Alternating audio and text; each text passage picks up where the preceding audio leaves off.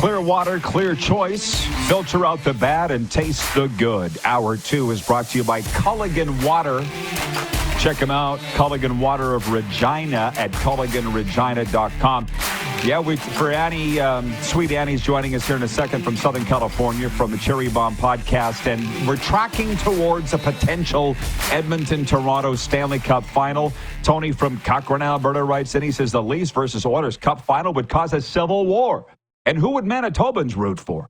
How you can bring that? Sweet Annie on the screen on that. From the text line, Rob in the Queen City writes in, he says, the Panthers are finding their swagger. Leafs core is doing their usual playoff disappearing act. It'll be a cold day in hell if the Leafs and Oilers are in the Stanley Cup final. That's from Rob. So I don't know. Hey, Sweet Annie, good to see you. Congratulations on all your wonderful things you got. I'm doing great. I'm always doing great. How do the Stanley Cup playoffs look from your perspective? I feel like you have some series that are just absolutely dynamite, like Edmonton and Vegas. I have absolutely loved that series. Talk about that ending this weekend. But I hate saying this because they're a team that I've said I don't really enjoy watching, but that Caps Carolina series is just a snoozer to me. And I'm hoping that picks up a little bit of steam here because there's talent. There's potential to be a great series. You have a division rivalry there, but every time when I see that on the schedule, I'm like, okay, we got to sit. Well, I sit through and watch it, but it's still like, compared to the other series, it's just not close. But I actually was at a really cool event to watch the Dallas-Winnipeg game. Was it game 2? And I mean, I'm all in on Dallas. I think this might be their year to make it back to the Cup final, but 2, possibly win it. But hey, we'll see what happens. We'll see what happens this coming week.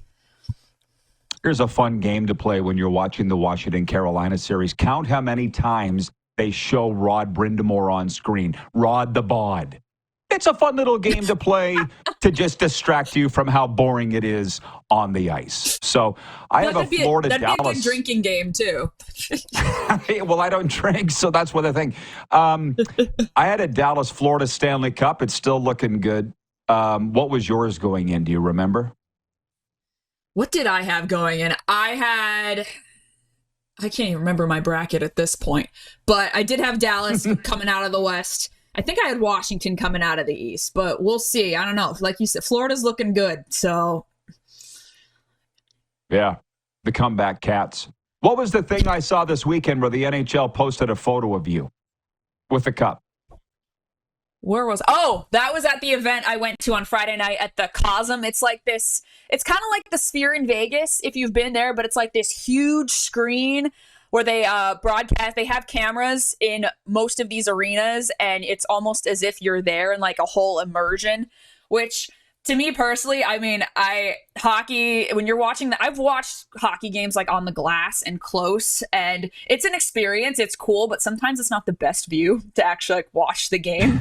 So it was a cool experience. And they showed the camera angle right behind the net for that Adam Lowry goal, which was really sick, not gonna lie. But as far as like a game, viewing, you want to watch the entirety of plays developing and, best view. Probably not the best, but it was very cool. And yes, the Stanley Cup was there. So always never gets old. It wasn't my first time seeing the Stanley Cup, but every time you see it, it doesn't get old. Yeah, no, but you were profiled by the NHL, which I don't think would get old either. But it's funny. I've been here in Florida for a minute, as you know, and everybody's so geeked up about getting down on the glass. And I'm like, you understand that in Canada, we watch from up, whatever, enjoy the game. I don't want to get into the argument. It's just the way that I learned to watch the game. Okay, primarily, you cover the Ducks and some of the Kings. So that's why I wanted to get you on. I want your take, First of all. Let's just go chronologically. Joel Quenneville's the new coach of the Ducks. You have some opinions on that. I do. I think, well, first of all, you kind of go into this head coaching search, and it's tough to get a read on the Ducks, first of all, because Pat Verbeek and the organization themselves are very tight-lipped. So all of a sudden, when you see John Buccigross tweeting a picture of Joel Quenneville and a picture of some Ducks, what was that, probably 2 weeks ago now, you're thinking, what? Like nothing gets out of that organization. Then all of a sudden you hear, oh, David Carl has been interviewed, Jay Woodcroft, Rick Tocchet is in discussion. I'm like, this is the most information we've heard about the Ducks in quite some time, just from Pierre LeBrun's, the Frank Saravalli's. So you knew this coaching search was a little different, and that PR was trying to put feelers out and put stuff out there to kind of test the public's reaction. At first, the public's reaction was not thrilled, and understandably so. I think anybody that read that report in 2010 and what happened with that Blackhawks, with the mishandling of those that sexual assault allegations, was, I think anybody reading that felt just sick to their stomach over that. So any association with that, you're automatically saying absolutely not. You want no part of that with your team. And then you think about it, you're saying, okay, Pat Verbeek and Joel Quenneville were teammates twice in New Jersey and Hartford. They go way, way back. And you talk to people, and he has a very, great reputation, obviously, great pedigree. He's got 3 Stanley Cups as head coach. One is the assistant with Colorado. And I think at this point, the Ducks, knowing that they knew what they were taking on when they were hiring him, saying, hey, there's going to be PR blowback. Blowback, yeah. And I thought with the press conference they had immediately, I did think it was perfectly odd timing. They announced the hire when, there was an American Pope announced. I thought that was kind of key timing on that announcement. But I thought they handled that press conference really well. Quenneville seemed sincere, and he came with receipts. He came with the list of organizations and people that he had been working with. He seemed very remorseful. At this point for me, I am on the part of, okay, you've talked the talk, but time to walk the walk. You say you're going to be involved with local organizations. You're going to be, involved in the community with, sexual abuse survivors and organizations like that. I want to see it. And on the hockey side, obviously, I think it's no question that Joel Quenneville was one of the best available coaches, and that the situation in Anaheim has to be very appealing to him. You're not coming to a hot hockey market, not an original 6 team, not in, like I said, a non-traditional market. So you're not going to get the media circus that you would in certain teams. You've also got a very young, up-and-coming team, bright talent. So it's not like he's trying to coach this, trying to hold on to this team for dear life before they eventually have to tear it down. He's been in this situation before with the Chicago Blackhawks when he took that job. So on the hockey side, I can't lie, I am excited about this hire. On the obviously the PR, the controversy side, I want to see some action on that part. Mm-hmm. It's funny, just to backtrack a bit, you talk about it not being a hockey market. As an original Canadian, us Canadians have a tough time believing, what do you mean it's not a big deal? It's the Ducks. But I don't think I ever told you.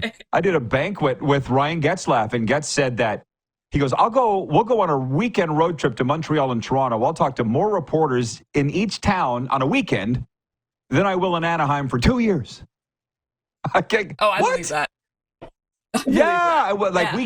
But we can't, because it's Canada. Right. It's the NHL. What are you talking about? Now, having said that, Ken Holland will be the next general manager of the LA Kings, was the tip that I got today, and have posted it to Twitter's sphere. How do you? Yeah, clearly you haven't heard. I haven't even heard. How do you feel about that? Yeah. How do you feel? I mean, at this point, it's. They had to do something. And honestly, I'm shocked they didn't do something last year. You would think the third time being eliminated by the Oilers in the first round would be enough for Luc Robitaille and the Kings to say, hey, we got to do something.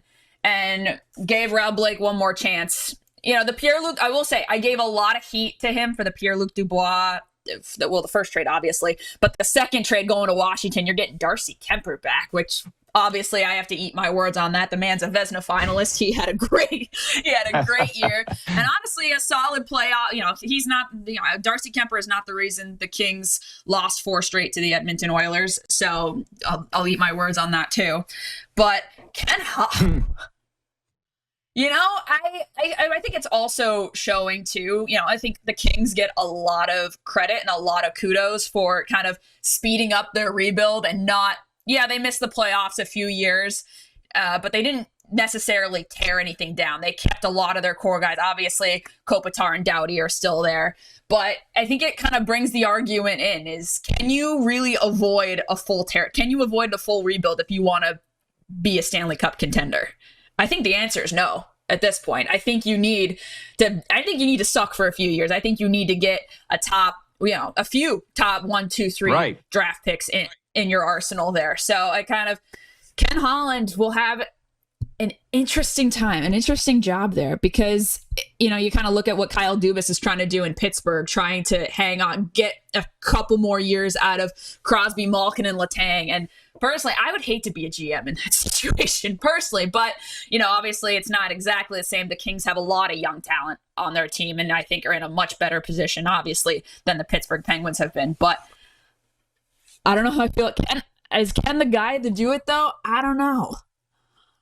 Well, I don't know. Every team wants something a little different, possibly, but he's got the resume. He's got the experience. He's got the know-how, Let me ask you this. How many Ducks games, if I may be so invasive, how many Ducks games a year would you go to versus Kings games? Because you go to both, right? I see the photos. I go to both. I go to way more Ducks games. It's just easier. And one, easier to get tickets, and two, it's closer for me. And it's much. You're dealing. I don't know if you've been down to. Have you been to Southern California? Many times. So it's much. Okay, it's much easier. Where Honda Center is, it's right off the freeway. It's very convenient. There's parking lots everywhere. Whereas, LA, you're going into downtown, Crypto.com Arena. You're dealing with downtown parking lots and the LA traffic, obviously. So it's just a bit more of a trek to get there. But yeah, definitely more Ducks games. Both are cool. But the reason I ask, the Kings did set a franchise record for home wins this year and led the NHL in home wins. They weren't a bunch of Rudy poos. Like, how close are they to being a contender? What really is Ken walking into there? I think they're not. You're not looking in a position where you're saying, "Oh, we have to." You're not looking into a tear everything down thing. You're looking into, hey, you're right on the precipice of being a cup contender. If you get more years out of Darcy Kemper, you get Kopitar and Doughty to sign on because they're still productive. They're still great hockey players, obviously. You're not looking at them and saying, oh, they're, bums that are taking up decent salary cap space there. But I think just a few minor changes and the Kings are back in contention. And I'm of the belief it's kind of like when the Panthers had to beat the Lightning last year to make it to the Cup final. I do think they will have to slay the dragon, slay their demons, and pass through the Edmonton Oilers to get past the first round, but let alone get to be Cup contenders. But no, you're not talking about. Doesn't have to come in and completely dismantle. Not like Pat Verbeek coming in Anaheim and saying that he's got to completely tear this foundation down and build it back up again. But yeah. Yeah, which he did, and that's my last question for you is, you and I have been doing this for some time now, and we just keep talking about when are the Ducks going to be all that, and they just aren't. They're just young and talented, but they just can't get over to the hump. Maybe Q is the guy to do it. What are your expectations on the first year, or when are they going to be what we expect they can be? I think they make the play. I don't know if it's necessarily a bold prediction, but I do think this coming season they got to be making the playoffs. They got to at least be in that wild card discussion. If they don't make the playoffs, they got to come down to game 82 where they are still in the hunt for a potential playoff berth. Because at this point, listen, you look at the past 2 years and under Greg Cronin, that's a lot of things. You can tell a lot of people don't watch the Ducks when they're so shocked by the Greg Cronin firing. whoa, they had a 21-point improvement from last season. What's going on here? And you look at the numbers. That's from the performance of Lukas Dostal and John Gibson. You look at those numbers. Goaltending, Vass stole them so many games this year. And you've seen a lot of improvement, individually from the young guys. Obviously, Leo Carlson, your boy Mason McTavish having solid years. And, you're seeing Cutter Gauthier had a solid rookie year, especially near the end there. You see the potential there. You just need the right voices behind the net and behind the bench, excuse me. And, you also look at your special teams this year. Awful. There's no reason with this much talent that they should have a power play and a penalty kill near the bottom of the league. But getting a guy like Q behind the bench, not only to get the players excited, and from what I've heard, the players are absolutely thrilled with this hire and so excited to play under Joel Quenneville, but it also attracts free agents, which was one thing about Greg Cronin was a lot of guys didn't sign in Anaheim because they didn't want to play for him, because they didn't hear good things about him. And you heard that it got to spit and chicklets where the guys were unhappy with the head coach there. And that's a big part of it. Pat Verbeek can offer however much money he wants to free agents, which he tried to do with Stamkos and Marchessault last summer. But if it's not an appealing organization, if it's not an appealing head coach that you want to come play for, of course they're going to go sign somewhere else for the same amount of money. And in Nashville, you're probably making more money because the taxes are different there. But yeah, this was a huge hire for Pat Verbeek, and he knew that. He knew he had to get it right. And he knew that his buddy Joel was the best available head coach. And he decided that the PR blowback, potential, the criticism of all that was worth the risk. And but it also shows that, hey, he's committed to winning, to wanting to put the best team on the ice here. And as you say, now they need to go out and prove it.